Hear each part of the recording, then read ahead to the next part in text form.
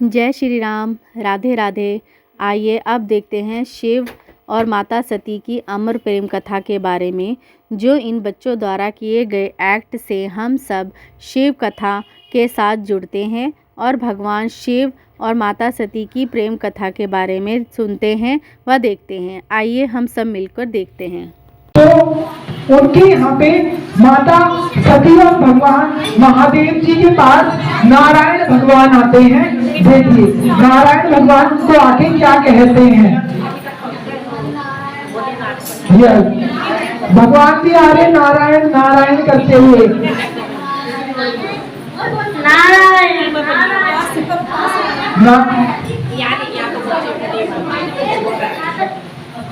प्रणाम माता सती, प्रणाम महादेव। माता सती, आप अपने पिता के यज्ञ में नहीं गए?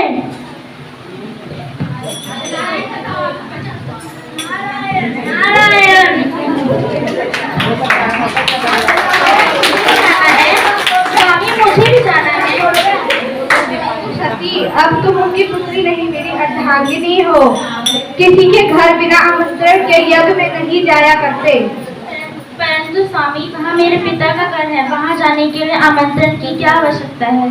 अब तुम उनकी पुत्री नहीं, मेरी अर्धांगिनी हो। अब ये कैलाश पर्वत ही तुम्हारा घर है।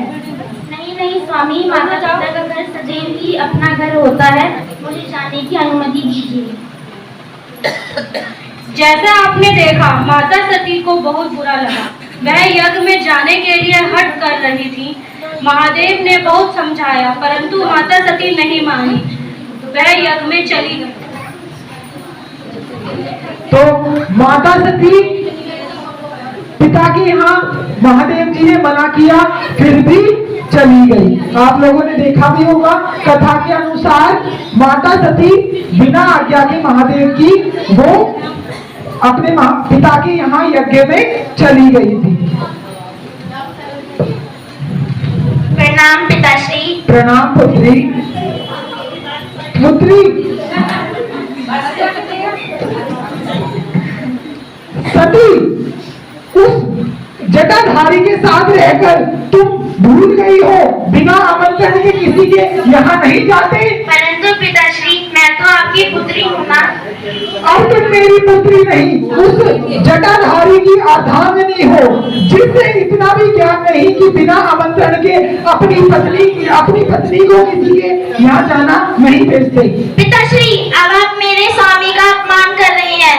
मेरे समक्ष अगर मेरे स्वामी का कोई अपमान करे, मैं उसे कदाचित सहन नहीं करूंगी। सती, उस कपाली के साथ रहकर तुम ये भी भूल गई हो कि पिता का अपमान नहीं करते हैं।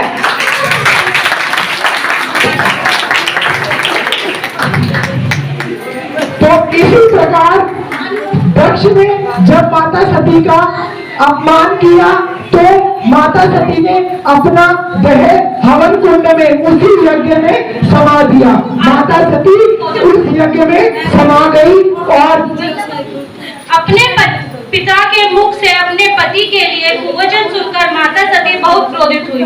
महादेव के हुए अपमान को सहन नहीं कर सकी और अग्नि में आत्मदह कर लेती हैं। जब महादेव को यह पता चलता है तो महादेव बहुत क्रोधित हो जाते हैं और अपनी जटा से वीरभद्र की उत्पत्ति करते हैं और फिर वीरभद्र राजा दक्ष के यज्ञ में जाकर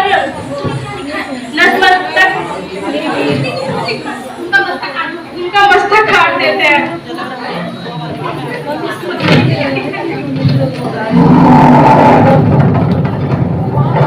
तो आइए देखते हैं महादेव जी क्या करते हैं।